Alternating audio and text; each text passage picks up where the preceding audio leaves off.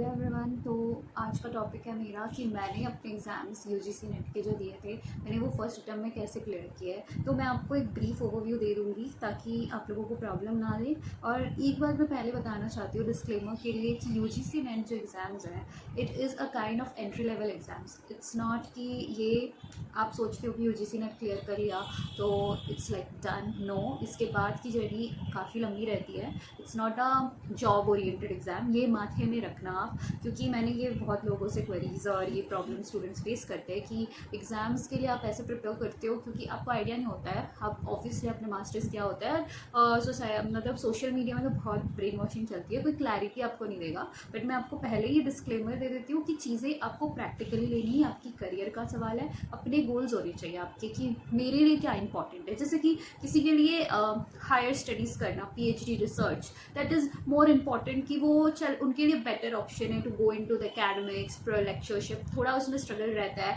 कि गाइड वगैरह कैसे आपको मिलेंगे, तो उस चीज़ में थोड़ा सा आप सोच के।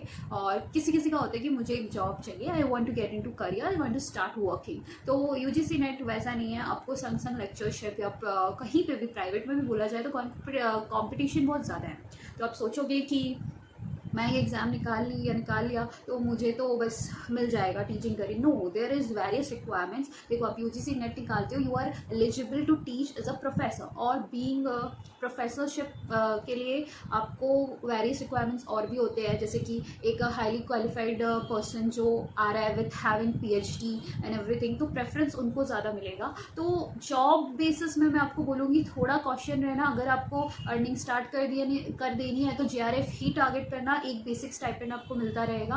सो you just need to be cautious about this things. काफ़ी लोगों को पता नहीं होता है, ऑब्वियसली लैक ऑफ अवेयरनेस है आई वुड से, और सब भेड़ चाल में ही चले जा रहे हैं। तो इसलिए मेरा पॉइंट ऑफ व्यू है, I am giving this point of view because I want कि आप लोग जो भी decision low rationally low, that is more important. तो बेसिकली देखो, मैं अपना आपको बता देती हूँ कि मैंने यूजीसी नेट दिया था 2023 में and I clear it in my first attempt. So UGC net basically मैंने साइकोलॉजी में क्लियर किया है। और बेसिकली पेपर 1 तो दो हर सब्जेक्ट का सेम होता है, paper 2 differs according to the subject, everyone knows that. तो सी, पेपर 1 के लिए आपको क्या करना है, अगर आपको जेआरएफ क्लियर करना है so you have to keep in mind कि आपका पेपर 1 भी स्ट्रांग होना चाहिए। Your English, your reasoning, your mathematical abilities, ये सब ऑन पॉइंट होना ही चाहिए, otherwise you will face difficulty.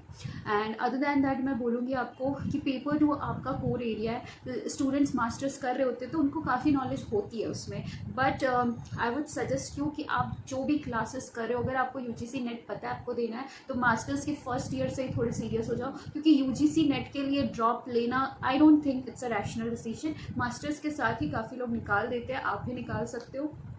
तो थिंक इन दैट वे कि आप मास्टर्स के साथ ही प्रिपेयर कर लो इसे, and that would be helpful. See, मैं यहाँ पे स्ट्रैटेजी बहुत लोग दे रहे हैं, मैं आपको एक प्रैक्टिकल एडवाइस दे रही हूँ क्योंकि ये करियर का सवाल है। हम यहाँ पढ़ते हैं लिखते हैं, end of the day we want something out of, obviously आपका भी फाइनेंशियल रिस्पॉन्सिबिलिटीज़ होता है, योर ओन जर्नी। अब एक एज के बाद you want stability as well. So being a psychologist मैंने ये फेस किया है स्टूडेंट्स के अराउंड कि करियर को लेकर बहुत ज़्यादा पैनिक सिचुएशन हो जाता है। दे डोंट अंडरस्टैंड कि हम कर क्या रहे हैं और हम करना क्या चाहते हैं, हमारे स्ट्रेंथ्स क्या है, हमारी वीकनेसेस क्या है। तो ये चीज़ें थोड़ी सी मैं उस हिसाब से गाइड कर रही हूँ। I being in the background of psychology, मेरे लिए it was not that difficult to clear it in the first attempt. तो आप सबके लिए भी सेम ही होना चाहिए, या नहीं भी है तो थोड़ा सा कॉशन रहो फर्स्ट ईयर से ही। मैंने भी वैसा ही किया था, I started taking the guidance from seniors, और फर्स्ट ईयर से ही मैंने अपनी जर्नी इस तरफ स्टार्ट कर दी थी कि मुझे यूजीसी नेट निकालना है, because I have it in my back of the mind कि यूजीसी नेट सीनियर्स से पूछ के मैंने डिसाइड किया था। हालांकि बाद में बहुत कुछ, अब एज जैसे होती है, मेच्योरिटी जैसे आती है, आपको और नॉलेज आता है काफ़ी चीज़ों का। बट हेंसफोर्थ अभी मैं आपको स्ट्रैटेजी थोड़ा अपना बता देती हूँ जो मैंने आप लोगों के लिए प्रिपेयर किया है।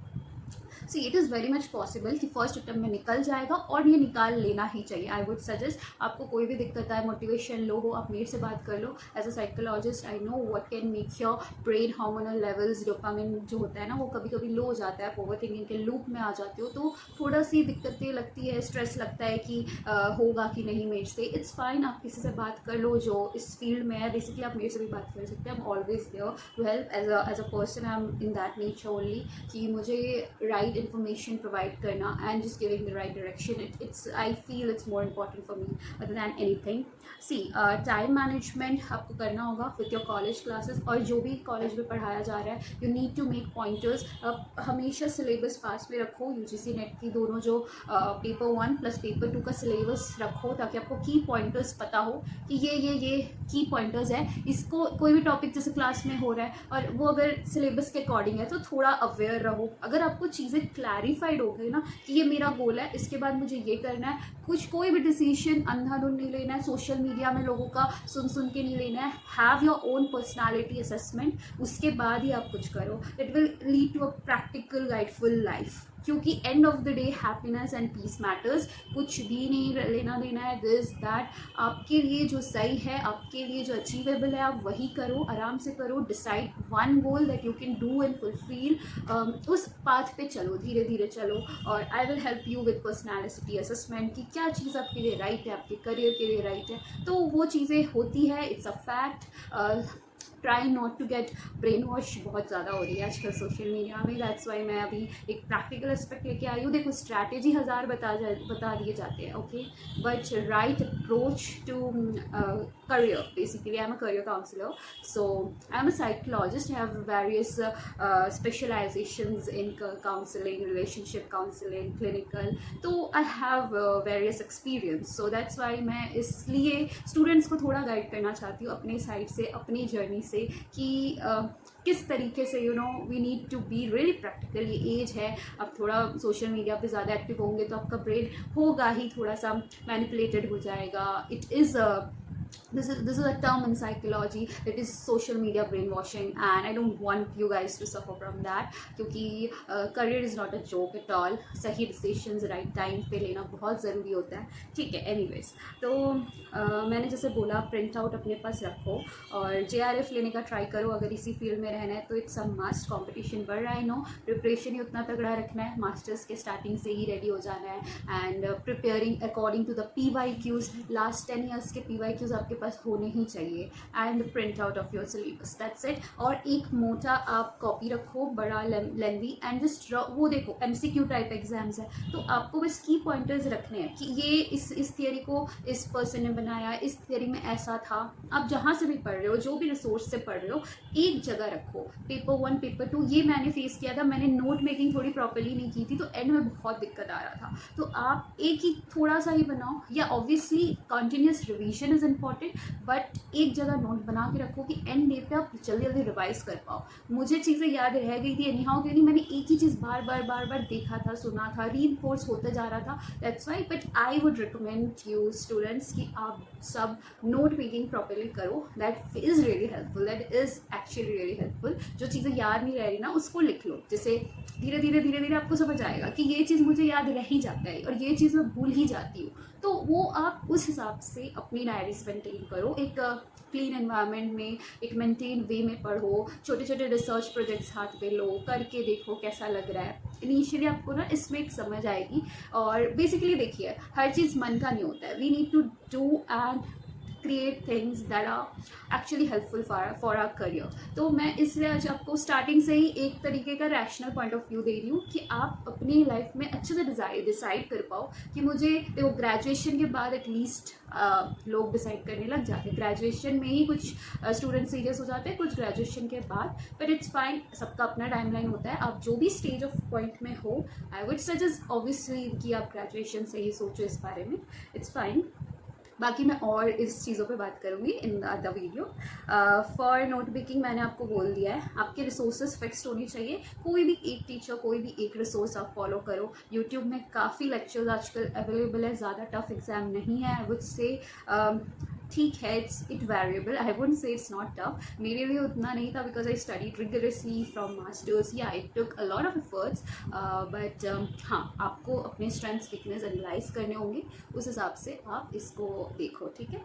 इट्स रियली कॉम्पिटिशन बढ़ते जा रहा है, अब आपको प्रिपेयर्ड रहना होगा चीज़ों के लिए बिफोर हैंड कि हाँ मुझे इस चीज़ के लिए ये रिसोर्स फॉलो करना है, मेरे इतने सारे लेक्चर्स ये सारे लेक्चर्स मेरे मैंडेटरी देखने हैं बार बार, और नोट्स बनाने हैं, it's possible to do that. Okay, keep your books very much limited, जिसमें आपको PYQs मिल जाए, जिसमें आपको रेलिवेंट क्वेश्चंस मिल जाए. क्वेश्चंस देख लो पहले, तो आप इस एग्जाम में घुसने के पहले PYQs देख लो, थोड़ा आइडिया आ जाएगा कि किस टाइप का क्वेश्चंस आता है. उस अकॉर्डिंग आप अपना स्ट्रैटेजी बना सकते हो. Okay, that everyone has their own strategy. मेरा स्ट्रैटेजी अलग होगा किसी और टॉपर से, और उस टॉपर का स्ट्रैटेजी अलग होगा किसी और से. सो हर किसी का पढ़ने का स्टाइल अलग होता है. मैं यहाँ बैठ के कोई एक पर्टिकुलर उपदेश नहीं दे सकती हूँ. आप अपने अकॉर्डिंग उसको डिसाइड करो कि आपके पढ़ने का स्टाइल कैसा रहता है. सी, मेरे लिए पेपर 1 ईजी था.